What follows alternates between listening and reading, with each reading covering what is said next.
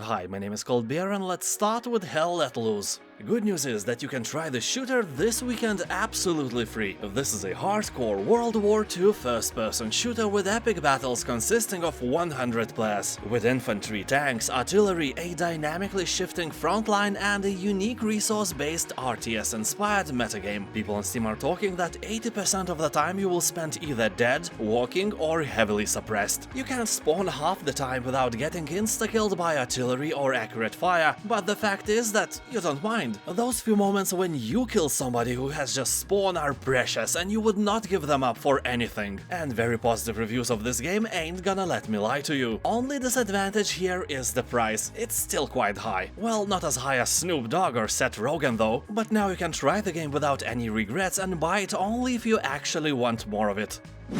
Trek to Yomi. This is an adventure hack-and-slash side-scroller. Here you'll be surprised by unconventional camera angles and impressive visuals in the spirit of classic Japanese samurai movies, although you will engage not only vicious swordsmen but also a few supernatural beings, with a streamlined combat system based around the traditional weapons. The story revolves around a swordsman who gave a vow to his dying master to protect his town and people, although people on Steam are talking that "Subarashi game desu ga, sento systemu ni wa kaizen ga hitsuyo desu. Yatabiru wa saiko." And I couldn't agree more. Witch It. Another free-to-play title this weekend. This is a multiplayer hide-and-seek game where you are tasked with seeking hidden witches that blend in with the environment. Well, or play as a witch and do all that blending yourself. At first glance, that book on the shelf may look innocent, but remember, witches can disguise themselves as any physical object. Although if you turned yourself into a pizza, you will look dumb on the ground, or in the bookshelf as well. You need to think where and how to blend in. Sadly, there is no ability to transform yourself into hairy balls. That is sad. Also, if you are a hunter, your perception skills will come in handy, that's no doubt. Here you'll also be able to craft new items or even your own maps to play in. Game may look a bit childish, and honestly it is, but it has 89% of positive reviews, so a great time is almost guaranteed. Hello Neighbor franchise. Second part of the game releases on December 6th. Also, developers just announced two new upcoming games of the franchise, Hello Engineer and Hello Neighbor Search and Rescue. So there is a great occasion to promote their existing games by offering great discounts. I never try the spin-offs, but I play the first part and I try the demo version of Hello Neighbor too, so I can personally guarantee that these games are really fun. Also, they induce anxiety and test your IQ. Basically, here you'll have to enter a house of your neighbor and find out what secret shenanigans he is doing. Also, you'll have to avoid him seeing or catching you, and that is really terrifying. Imagine Alien Isolation with its lockers and monster just in a colorful and fun environment. If you are in doubt, try the demo version of the second part or various free alphas of the first one. There is about 10 different free versions of Hello Neighbor for you to try. Battlefield 2042. I put this game on my list because I saw that it is free to play this whole weekend, but I can also see that it has 32% of positive reviews. My cat's hair in my coffee this morning would get more positive score than this game. If this game was a movie on IMDb, it would have a lower score than Home Alone 5 or Shyamalan's The Last Airbender. That's how low it is. And that 32% is not some recent surge of fake reviews. No, more than 120,000 people decided the score, so don't waste your time, play another game. The Dark Pictures Anthology, House of Ashes. This is a game from the series of standalone cinematic branching horror games where the decisions you make determine the story and the outcome you receive. House of Ashes is the third game in the series. Here, at the close of the Iraq War, special forces hunting for weapons of mass destruction unearth something far deadlier: a buried Sumerian temple containing a nest of creepy creatures. To survive the night below, they must forge a brotherhood with their enemies from the world above, and only your decisions will influence how the story will unfold. Basically, I can guarantee that nothing good will ever happen with you behind the wheel. Everyone will die horribly and you are the one to blame. But hey, that's the fun of this game. You can replay it and make different, probably even worse decisions next time.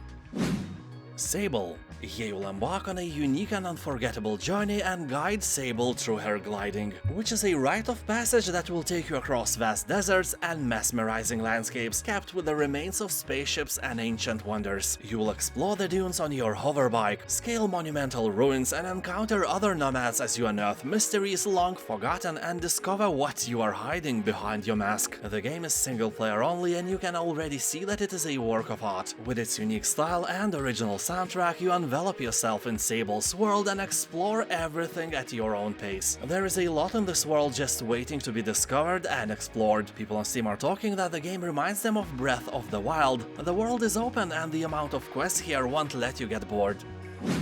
World War Z Aftermath. This is the co-op zombie shooter inspired by a movie with the same name. It was quite a nice movie with Brad Pitt. If you like zombie movies, I can easily recommend it for you, along with Dawn of the Dead, Shaun of the Dead, 28 Days Later and Wreck. So here you'll join up to 3 friends or play on your own with the AI teammates against hordes of ravenous zombies. You will go through intense story episodes across new zombie-ravaged locations around the world. You will shoot zombies like a hero pope in Vatican City, or slay them en masse in snowbound Kamchatka.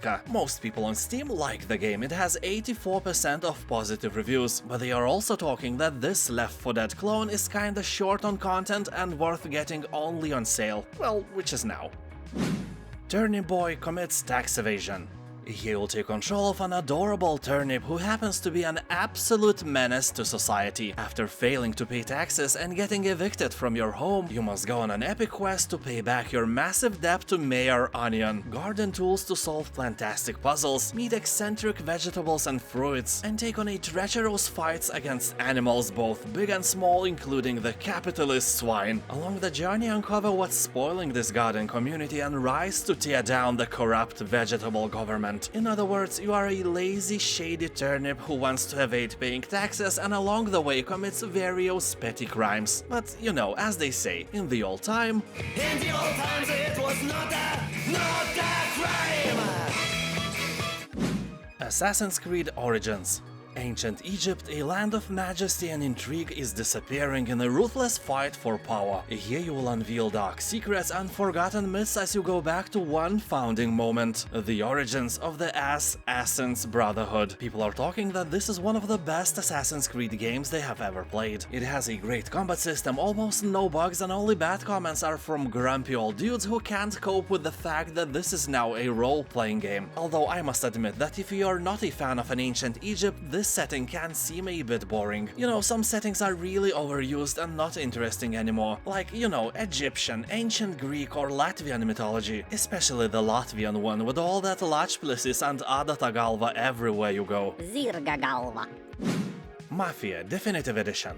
Remastered and re-released in 2020, the game is a proud owner of a very positive reviews on Steam, meaning that this remaster is an absolute success. He will take on the role of a mafioso in the 1930s city of Lost Haven. It's a fictional place, but it's inspired by Chicago. So the city got hit hard by the Great Depression, and the advent of Prohibition in America means lucrative business opportunities for mobsters. And let's be fair, for some hero old ladies as well who were brewing their moonshines deep in the cellars. Well, as I've said many times before, prohibition in my eyes is a crime against humanity, so those gangsters are just dudes struggling to survive in this authoritarian environment. And you can also watch another video about games discounted on Steam right now. If you missed it a few days ago, week-long deals await you here. Don't hesitate, explore the greatness, and subscribe as well. Thank you for watching, have a nice day, and I'll see you next time. Bye!